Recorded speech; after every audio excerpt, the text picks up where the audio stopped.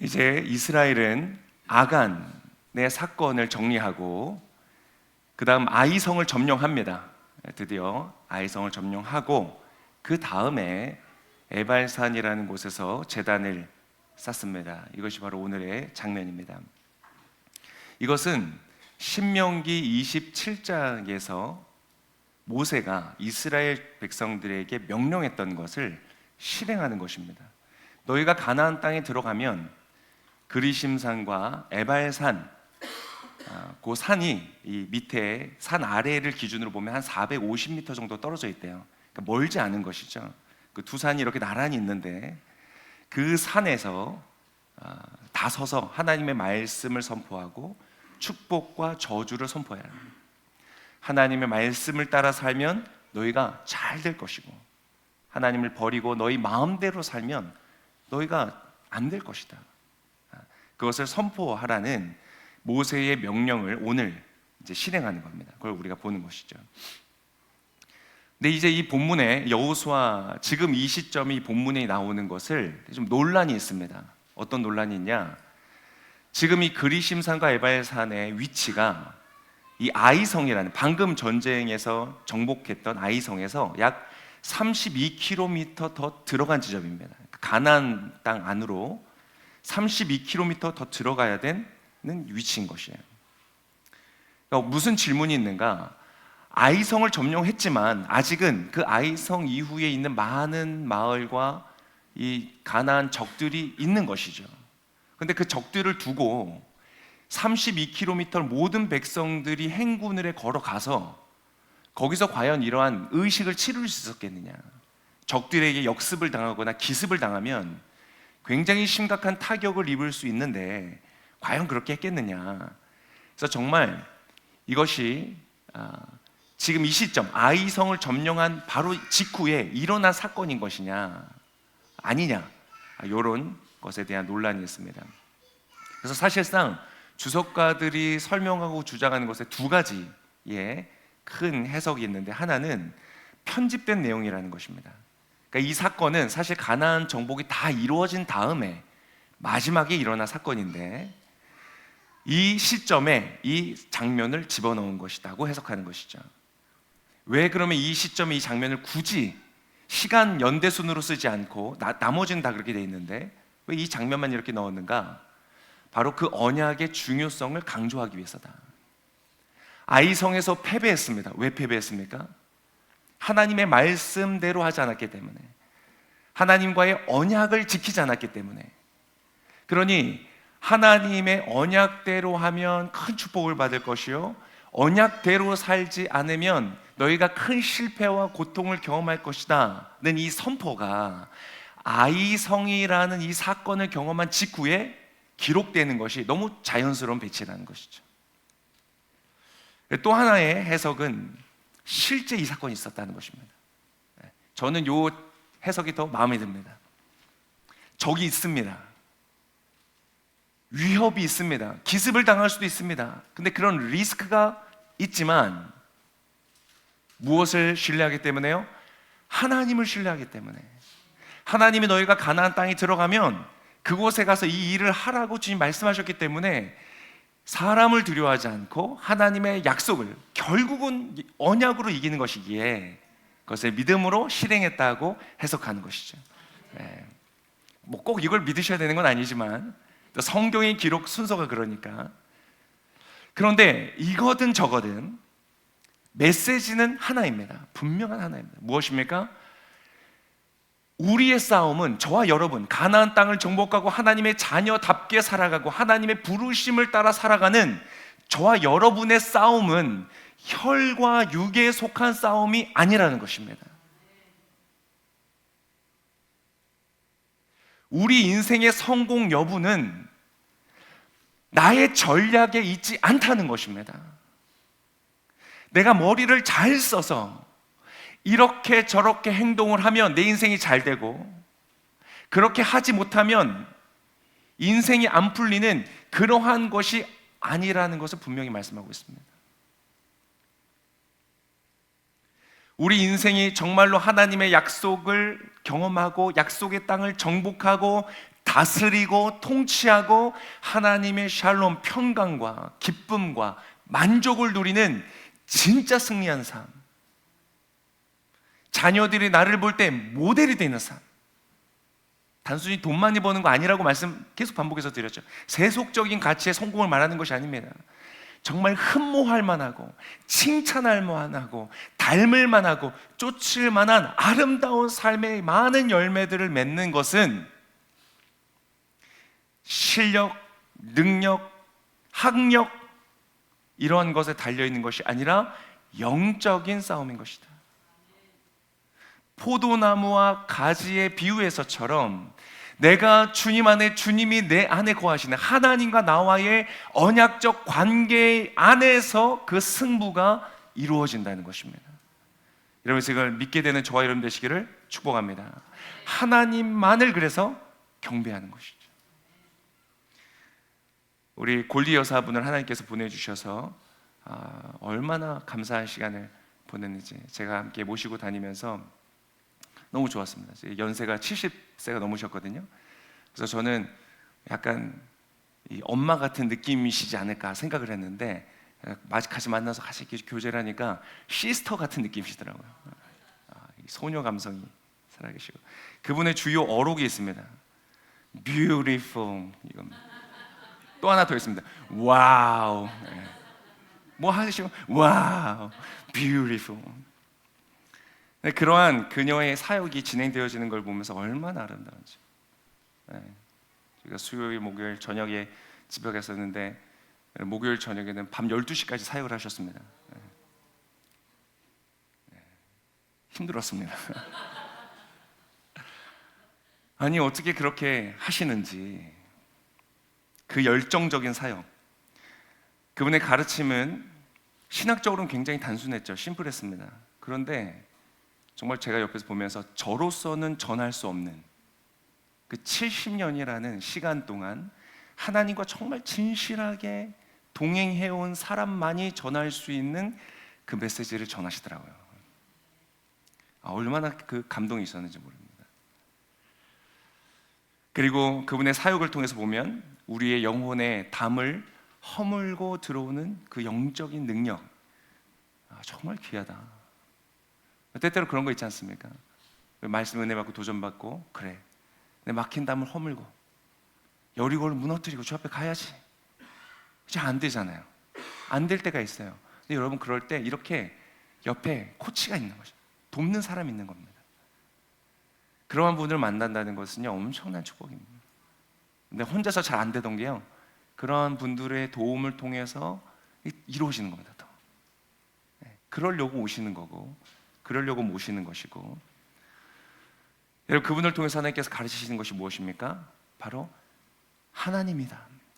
너가 주목할 것, 우리가 바라보아야 될 것, 그것은 누구시냐? 바로 그분이시다. 그것은 어떤 지식이 아니죠. 하나님의 마음을 알아간다는 것. 내 마음을 완고하게 하지 않고 살같이 부드러운 마음으로.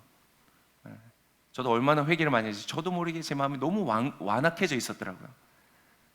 그 말씀을 들으면서 그렇지. 살같이 부드러운 마음.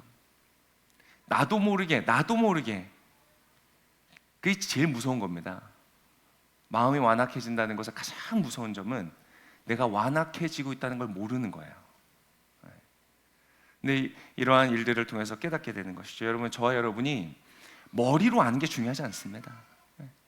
정말 저와 여러분의 마음이 살같이 부드러워서 하나님을 깊이 경험하고 체험하고 동행하는 요 글랜 오늘 교회 되기를 축복합니다. 31절의 말씀에 이렇게 기록하고 있습니다. 오늘 31절 함께 읽겠습니다. 여호와의 종 모세가 이스라엘 백성들에게 명령한 대로 모세의 율법책에 기록된 대로 철연장으로 다듬지 않은 자연석 제단이었습니다. 그들이 제단 위에 여호와께 번제를 올렸으며 이어서 화목제를 드렸습니다. 자, 이제 축복과 저주를 선포하고 제단을 쌓고 제사를 드리는데 참 재밌는 거예요. 굉장히 궁금한 거예요. 무엇이냐? 제사를 드리는데 화목제를 드렸다는 겁니다. 자, 하나님의 언약을 지켜야 된다. 말씀대로 살아라. 그러면 잘 될 것이요, 그렇지 않으면 심판을 받을 것이다. 이것이 결국 마지막 날 하나님이 임할 최후의 심판을 모든 인종과 민족들에게 지금 증거하시는 방법이시거든요. 이스라엘을 통해서. 이스라엘을 보니까 하나님 말씀대로 안 살면 당장 괜찮아 보여도 하나님이 심판이 임하는구나, 보게 하시는 거예요. 근데 이러한 중요한 언약적 선포와 이 의식 속에 끝에 제사를 드리는데 화목제를 드리는 거예요. 그냥 번제로 끝나는 게 아니라. 저는 너무 궁금한 거예요. 왜 화목제일까? 화목제는 어떤 것입니까?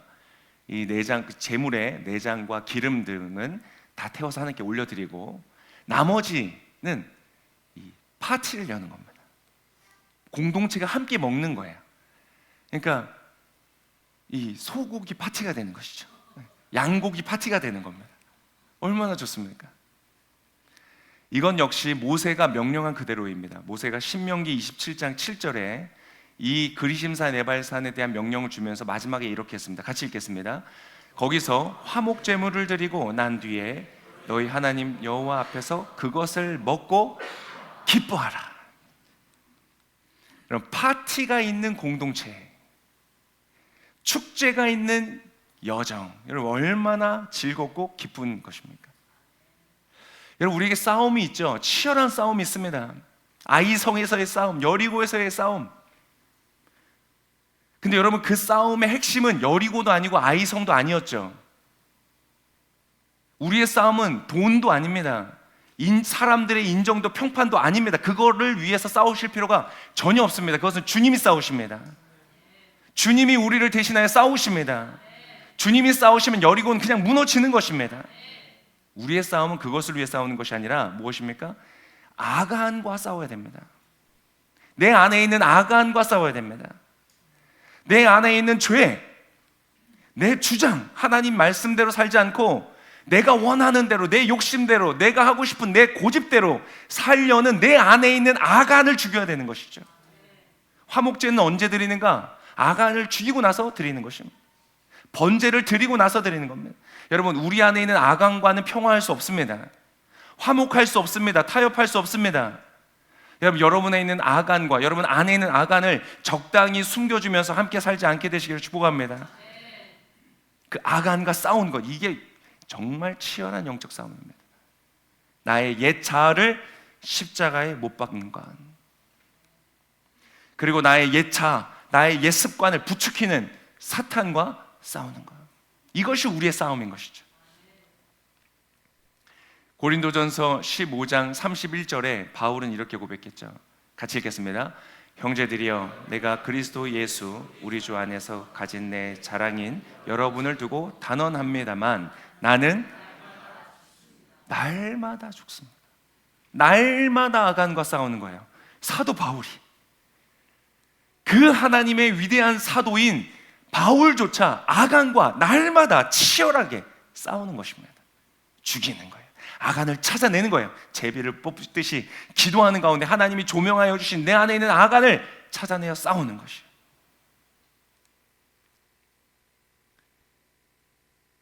여러분, 하나님께서 아간을 찾아내셨던 장면을 꼭 기억하십시오.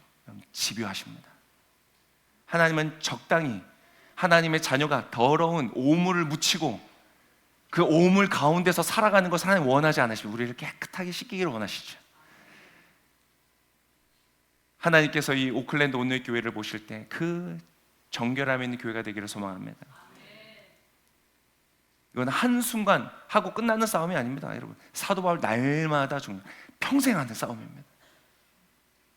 오늘 찾으면 아간이 안 나올까요? 나오죠. 어떻게 안 나올 수가 있겠습니까? 사도 바울도 나오는데 전 인생을, 결혼도 하지 않고 모든 것을 다 쏟아붓고, 그것도 본인이 교회의 짐이 되지 않기 위해서 본인 텐트 메이커로 돈을 벌면서 핍박을 맞고 돌을 맞고 그 고생 속에서도 그 복음을 증거했던 이 사도 바울도 그날 찾아내면 아간이 나오는 것이에요. 어떻게 합니까? 그걸 아간을 붙들고 기도하는 것이죠. 회개하는 것이죠. 우리가 만일 죄 없다고 하면 어떻게 해요? 하나님을 거짓말쟁이로 만드는 것이에요. 내 안에 아간을 찾아내고, 주님, 내가 죄인입니다, 나를 용서해 주십시오. 주 앞에 번제를 드릴 때 주님은 우리를 용서해 주시는 것입니다. 우린 용서받는 자, 날마다 용서 가운데 날. 그래서 여러분, 주님이 오늘 우리를 찾으실 때 우리가 완전해서가 아니라 용서하고 주님을 사랑하고 주님과 동행함으로 말미암아 주님 앞에 기쁨으로 발견되시는 저와 여러분 되시길 축복합니다. 자, 그렇게 싸우고 나면 무엇이 있는가? 축제와 파티가 있다는 거예요. 할렐루야. 그래서 오늘 제가 넥타이를 좀 파티 색깔로 했습니다. 보통 잘 안 하는데, 제가 예전에 캄보디아에 아울리치를 간 적이 있습니다. 선교를 갔습니다. 뭐 땀을 뻘뻘 흘리면서 너무 더운 날, 우리 보통 여름에 가잖아요. 너무 더워요. 근데 선교사님이, 저희 온누리교회 선교사님, 아주 훌륭하신 민성기 선교사님이라는, 지금은 이제 소천하셨습니다만 아주 훌륭하신 선교사님이세요. 열정이 넘치시고요. 그분이 딱 우리가 탔는데 버스에 이제 작은 버스를, 미니밴을 빌려서 이제 우리가 다니는데 버스에 애플망고죠? 애플망고라는 게 있죠. 애플망고를 2박스를 탁 올리시는 거예요. 그래서 현지에 가면 현지 과일을 먹어야 피곤하지 않다. 진짜 그 아울리치 기간 내내 그 박스에서 계속 꺼내 먹으면서 얼마나 맛있게 먹었는지 모릅니다. 진짜 그거 먹으니까 안 피곤한 거예요. 그래서 막 먹으면서 그분의 지론이 있습니다. 선교사님의 지론이 무엇이냐? 선교는 낭만이다. 선교는 낭만이다. 고생하고 헌신하는 게 아니다. 낭만이다. 그래서 막 열심히 사역하고요. 아이들 사역하고 복음전도 사역하고 막 열심히 사역하고 마지막 날 저희를 다 데리고 저기 해변으로 멀리 가는 거예요. 멀리 바닷가가 쫙 보이고 바로 옆에 산이 있는데 산 중턱에 아주 예쁜 어떤 그 수영장도 같이 있고 이렇게 잘 수 있는 그런 공간들이 있는 거예요. 그곳에 가서 밤에 딱 수영하는데요. 바닷가에 불빛들이 반짝이면서 그때 동의가 되더라고요. 선교는 낭만이구나. 세뇌가 됐어요. 선교는 낭만이구나. 너무 좋은 거예요. 그동안 고생하고 힘들고 얼마나 또 치열하게 사역하다 보면 서로 막 오해도 생기고 갈등도 생기잖아요. 그 밤에 이제 그 밤을 보내면서 그걸 다 풀어내는 겁니다. 맛있는 음식을 먹고 서로의 이야기를 나누고 서로를 이해하면서 우리의 파티와 축제를 즐기는 것이죠. 얼마나 아름답고 좋은 것인지 모릅니다. 우리가 예배를 끝나고 나서 애찬을 하는 이유가 바로 그것입니다. 애찬은 여러분 파티입니다. 여러분, 진짜 파티는 무엇입니까? 메뉴가 아닙니다. 메뉴에 너무 관심 갖지 마세요. 무엇을 먹느냐가 중요한 게 아니고 누구와 먹느냐가 중요한 것이죠. 오늘 우리의 성찬도 마찬가지입니다. 성찬이 사실 많이 간소화된 형태이지만 원래 성찬은 밥 먹으면서 하는 겁니다. 성찬이 파티인 것이죠. 올해도 펀드레이징을 지금 기획하고 있고 아름답게 준비되어지고 있는데, 이번에는 이 작년처럼 하지 않고 이 찬양 축제로 한다고 합니다. 아주 기쁘게 찬양하고 축제가 지금 11월 1일이 예정일입니다. Save the date. 그날을 딱 비우시고 저녁에 아마 나중에 이제 좀 더 준비가 되면 공지가 나올 텐데, 그때도 기쁨과 즐거움으로 함께 연합하고 동역하고 아울리치를 위해서도 기도하고 헌금도 하고 우리가 함께 기쁨으로 사역하는 것이죠. 진짜 파티는 공동체요 관계인 것입니다. 오늘 본문의 35절에 이렇게 기록해 있었죠. 35절 같이 한번 읽겠습니다. 여자들과 아이들 그리고 이스라엘 가운데 사는 이방 사람까지 포함한 이스라엘의 모든 회중 앞에서 모세가 명령한 모든 말씀들 가운데 여호수아가 읽지 않은 말씀은 한마디도 없었습니다. 자, 여기서 이스라엘의 모든 회중 앞에서 했다라고 할 때 이 회중이 히브리어로는 카할이라는 단어이고요. 이것이 셉투아진트로 번역이 되면 헬라어로 에클레이시아라는 단어로 번역이 됩니다. 에클레이시아 들어보셨죠? 무엇입니까? 교회라는 뜻입니다. 에클레이시아, 부름 받은 자들이라는 뜻이죠. 여러분, 우리는 모두가 하나님에 의해서 부름을 받은 사람들입니다. 내가 지금 이 자리에 있는 것은 내가 내 취향에 따라 골라 여기에 온 것이 아닙니다. 하나님이 여러분을 부르셨기에 이 자리에 있을 수 있는 것입니다. 제가 여기 지금 있는 이유가 무엇입니까? 하나님이 저를 이 자리로 부르셨기 때문에 있는 것입니다. 여러분, 우리는 좋으신 한 하나님으로부터 부름을 받았는데 무엇으로 부름을 받았는가? 에클레시아, 교회, 또 한 몸으로 부르심을 입었습니다. 굉장히 중요합니다. 오늘 그리심산과 에발산 앞에 하나님의 언약을 따라 살겠습니다. 주님에게 잇대어서 살겠습니다. 골디 여사가 가르쳐준 것처럼 부드러운 마음으로 주님과 동행하며 주님을 사랑하며 살겠습니다는 나 혼자 서서 하는 고백이 아닙니다. 우리가 고백하는 것입니다.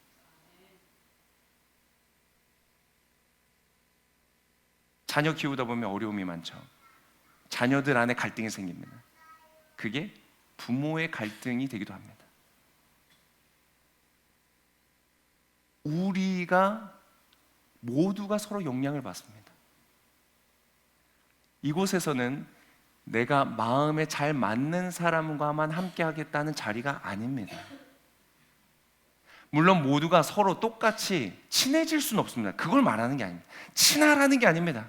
이건 동호회가 아닙니다. 친하라는 것이 아니라 사랑하라는 것입니다. 사랑은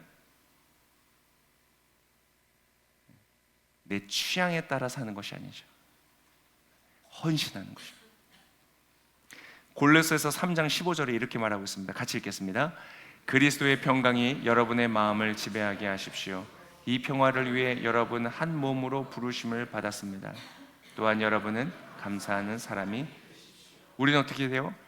한 몸으로 부르심 받았습니다. 손가락이 5개이지만 그 중에 하나가 아프면 제 온 몸이 아픈 것입니다. 우리는 한 몸으로 부름 받았습니다. 믿으시기를 축복합니다. 믿기로 결정하시기를 축복합니다. 아, 목사님 뭐 압니다. 오랫동안 제가 알아왔습니다. 아는 것이 중요하지 않습니다. 나는 지금 혼자 떨어져 살고 있습니까? 한 몸인 것을 인식하며 살고 있습니까? 저 사람의 아픔이 나의 아픔이 되고 있습니까? 그 사람의 기쁨이 나의 기쁨이 되고 있습니까? 아니면 관심이 없습니까? 우리를 돌아볼 시간입니다. 그리심산과 에발산 쓰면서 우리가 하나님처럼 모두를 사랑할 수는 없죠. 우리는 제한적인 사람들입니다. 연약합니다. 힘이 없습니다. 때때로는 나 자신도 사랑하기가 어렵습니다. 우리는 다 부족한 사람들입니다. 근데 여러분, 그래서 우리가 필요합니다. 내가 타인을 사랑할 때는 나는 이렇게 훌륭한 사람이니까 사랑해 드릴게요가 아닙니다. 난 연약합니다. 부족합니다. 그런데 사랑하기를 원합니다. 왜요? 하나님이 나를 사랑하셨고 하나님이 당신을 사랑하시고 우리를 한 몸으로 부르셨기에 내가 사랑하기를 원합니다. 난 너무 부족합니다. 미안합니다. 죄송합니다. 그렇지만 사랑합니다. 고린도전서 12장 13절에 이렇게 기록하고 있습니다. 우리는, 같이 읽겠습니다. 우리는 유대 사람이든지 그리스 사람이든지 종이든지 자유인이든지 모두 한 성령으로 세례를 받아 한 몸이 됐고 모두 한 성령을 마시게 됐습니다. 저는 우리나라에 다시 한번 평양 대부분과 같은 그 놀라운 부흥이 일어나기를 소망합니다. 그렇다면 우리의 믿음의 태도가 그 시대에 우리 믿음의 선진들 비슷하게는 좀 가야 되지 않을까요?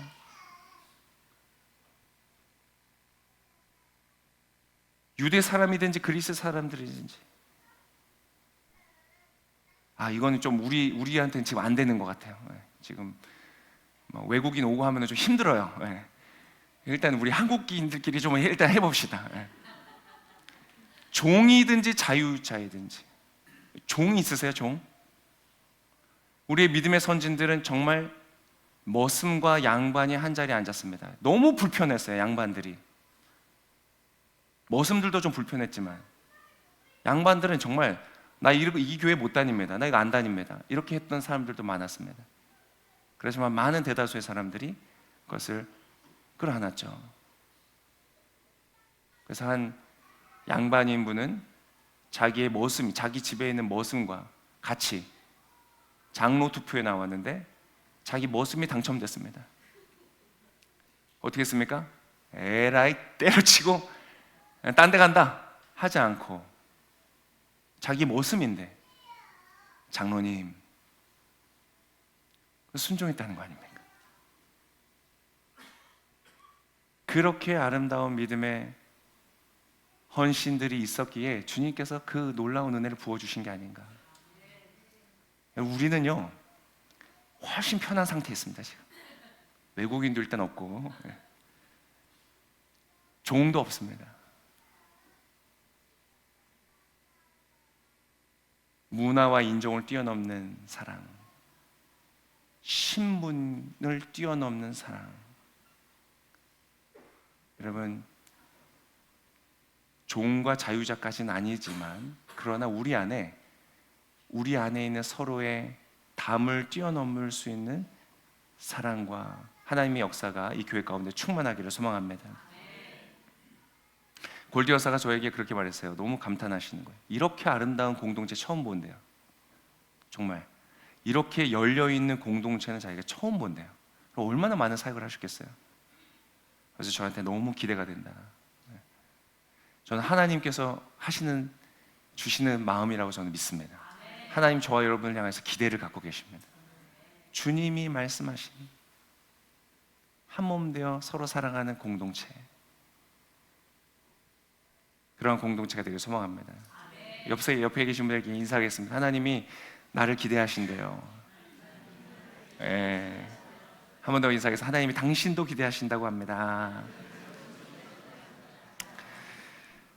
자, 그래서 우리는 하나 되어 치열하게 싸우는 공동체이고 동시에 그 승리를 함께 누리는 공동체입니다. 그래서 함께 축제와 파티를 여는 공동체 되기를 소망합니다. 이제 거의 말씀 마무리인데요. 여러분 퀴즈 하나 드리겠습니다. 자, 그리심산은 축복을 상징하는 산이었고 에발산은 저주를 상징하는 산이었습니다. 자, 두 곳 중에서 어디에서 제사를 드렸을까요? 화목제 어디서 드렸을까요? 자, 벌써 제가 한 5번 말씀드렸는데 설교 중에 기억 안 나시죠? 30절 같이 읽겠습니다. 30절 시작. 그 다음 여호수아는 이스라엘 하나님 여호와를 위한 제단을, 좀 이상하지 않습니까? 저라면 축복의 산에 세울 것 같아요. 에발산에 세웠죠. 왜일까요? 저주란 무엇입니까? 하나님 뜻에서 벗어나 살 때, 진리를 거부하고 내 마음대로 살 때, 집 나간 탕자처럼 내 욕심을 따라 살 때 임하는 것이 저주이죠. 근데 우리의 제단은 언제 필요합니까? 바로 그때 필요한 것입니다. 우리의 그때 제물이 필요한 것이죠. 에발산에 화목제물을 드렸던 것처럼 여러분 우리도 똑같습니다. 우리의 에발산, 저주의 산 어디죠? 골고다 언덕에 우리의 화목제물이 있습니다. 요한일서 4장 10절에 이렇게 기록하고 있죠. 같이 읽겠습니다. 사랑은 여기에 있습니다. 곧 우리가 하나님을 사랑한 것이 아니라 하나님께서 우리를 사랑하셔서 우리 죄를 위해 그분의 아들을 화목제물로 보내주셨다. 에베소서 2장 14절입니다. 그리스도는 우리의 화평이시니 자기의 육체로 둘을 하나로 만드신 분이십니다. 그분은 중간에 막힌 담 곧 원수된 것을 헐어내셨고, 여러분 나를 구원해 주길 뿐만 아니라 화목해 하시기 위해서 나와 하나님과의 관계를 화목시키시고 나와 여러분과의 관계, 서로가 서로의 관계를 화목시키시기 위해서 예수님이 죽어주셨습니다. 그것을 우리가 알고 믿음에도 불구하고 그래도 나는 저 사람 용서 못해, 나는 저 사람과 함께 할 수 없어. 하나님은 아프십니다. 그 막힌 담을 허시기 위해서 주님 하실 수 있는 최선을 다하셨어요. 그거보다 뭘 더 할 수 있겠습니까? 당신의 하나밖에 없는 사랑하는 아들을 내어주셔서 채찍에 맞고 십자가에 못 박혀 달려 죽게 하셨습니다. 조롱과 치욕 속에 죽게 하셨습니다. 그 이상으로 주님이 무엇을 더 하실 수 있겠습니까? 주님은 최선을 다하셨습니다. 그 다음에 여러분 우리도 적어도 내가 할 수 있는 최선을 다해야 되지 않겠습니까? 에발산에서의 이 화목제물은 여러분 예수 그리스도를 예표하는 것이죠. 저주의 산, 저주의 언덕 골고다에서 십자가에 달리셨습니다. 그리고 우리를 용서하셨고 하나님과 화목하게 하셨고 우리가 에클레시아, 부름받은 하나의 공동체가 되게 하셨습니다. 할렐루야. 주님의 이름을 찬양합니다. 주님으로 인하여서 우리의 모든 저주는 끝이 났습니다. 그분의 축복을 이제 우리에게 부어 주십니다. 이제 우리는 그분 안에서 하나가 되었습니다. 서로를 사랑하며 아끼며 섬기며, 때때로는 힘들지만 어렵지만 나를 부인해야 되지만 대가를 내가 지불해야 되지만 그 주님이 먼저 하셨기 때문에 포기하지 않겠습니다. 끝까지 가겠습니다. 함께 나아가는 복된 교회가 되겠습니다. 말씀을 믿겠습니다. 사랑하는 여러분, 우리의 싸움은 내 힘과 열심, 내 지혜의 능력으로 하는 것이 아닙니다. 주님으로 말미암아 싸우는 것입니다. 그분과 연합하는 것입니다. 그때에 되는 것입니다. 그리고 함께 나아가는 것입니다. 서로를 사랑하고 하나 되고 연합하여, 그것도 내 힘이 아닌 주님의 능력으로. 그때에 이 교회가 치열한 싸움이 있고 놀라운 승리가 있고, 그리고 함께 즐기고 누리는 놀라운 파티와 축제가 있는 우리 오클랜드 오늘교회, 우리의 영적 여정이 되시기를 예수님의 이름으로 축복합니다.